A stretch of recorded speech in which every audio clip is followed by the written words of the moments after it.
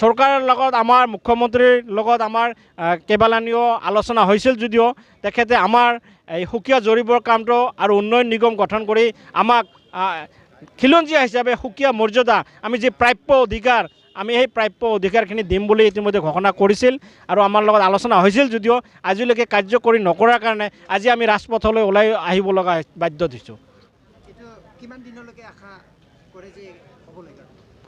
আমি আশা কৰিছোঁ যে অহা যিটো বিত্তীয় বাৰ্ষত 2021-ৰ যিটো বিত্তীয় বাজেট হ'ব তাৰ আগতেই আমাৰ এই কামখিনি সম্পূৰ্ণ হ'ব বুলি আমি দাবী জনাইছোঁ। নহয় আমি এতিয়া এই কথাটো আমি ক'ব নিবিচাৰোঁ যে আমি আশাবাদী, কাৰণ এইখন চৰকাৰ যিহেতু খিলঞ্জীয়া চৰকাৰ হিচাপে দাবী কৰিছে আৰু আমি যিহেতু খিলঞ্জীয়া জনগোষ্ঠী, গতিকে খিলঞ্জীয়াৰ চৰকাৰ হিচাপে খিলঞ্জীয়াসকলৰ কাম কৰিব বুলি আমি এতিয়াও আশাবাদী। আমি এতিয়াও আশা হেৰুৱাই পেলাই নাই, আমি নিশ্চাস হোৱা নাই। গতিকে আমাৰ আশা আছে আৰু যদি আমাৰ চৰকাৰে আমাৰ সেই ধৰণৰ কাম আমি ভবা মতে কামখিনি নকৰে তেতিয়াহ'লে আমি ইয়াতকৈও অধিক গণতান্ত্ৰিক আন্দোলন কৰিবলৈ বাধ্য হ'ম। ইনকলাব জিন্দাবাদ জিন্দাবাদ জিন্দাবাদ রাখিজন গোষ্ঠী মঞ্চ অসম জিন্দাবাদ জিন্দাবাদ জিন্দাবাদ রাখিজন গোষ্ঠী মঞ্চ অসম জিন্দাবাদ জিন্দাবাদ জিন্দাবাদ আমার দাবি ন্যায্য দাবি ন্যায্য দাবি ন্যায্য দাবি আমার দাবি ন্যায্য দাবি ন্যায্য দাবি ন্যায্য দাবি।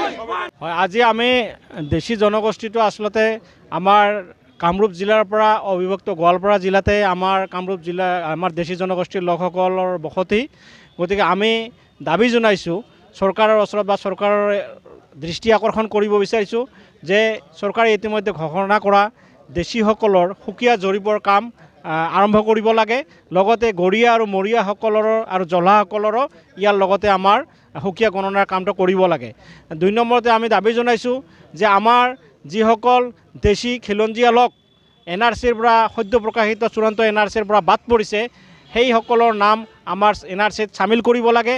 লগতে গৰীয়া মৰীয়া জলাসকলৰ যিসকল আমাৰ ইছলাম ধৰ্মাৱলম্বী মানুহৰ নাম বাদ পৰিছে তেওঁলোককো NRCত অন্তৰ্ভুক্ত কৰিব লাগে। লগতে আমি দাবী জনাইছোঁ যে আমাৰ দেশী উন্নয়ন পৰিষদ চৰকাৰে ঘোষণা কৰিম বুলি আছে, কিন্তু আজিলৈকে ঘোষণা কৰা নাই।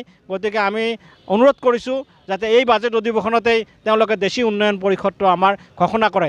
লগতে গৰীয়া আৰু মৰীয়া উন্নয়ন পৰিষদ ঘোষণা কৰিছে, তেওঁ ঘোষণা কৰাতে ক্ষান্ত আছে, সেই দুটা কাৰ্যক্ষম কৰিবলৈ আমি অনুৰোধ জনাইছোঁ।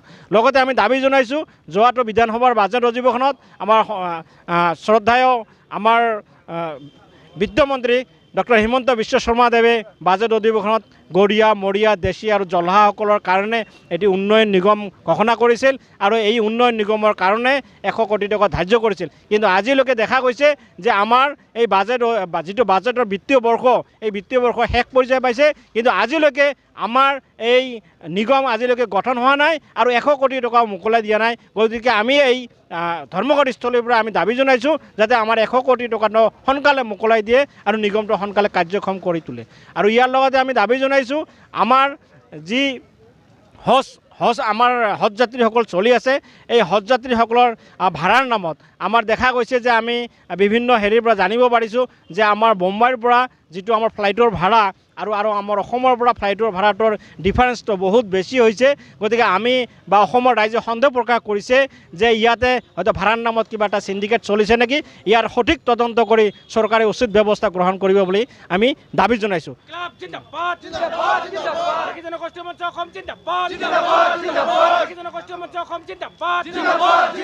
আমার দাবি ন্যায্য দাবি ন্যায্য দাবি আমার দাবি ন্যায্য দাবি ন্যায্য দাবি।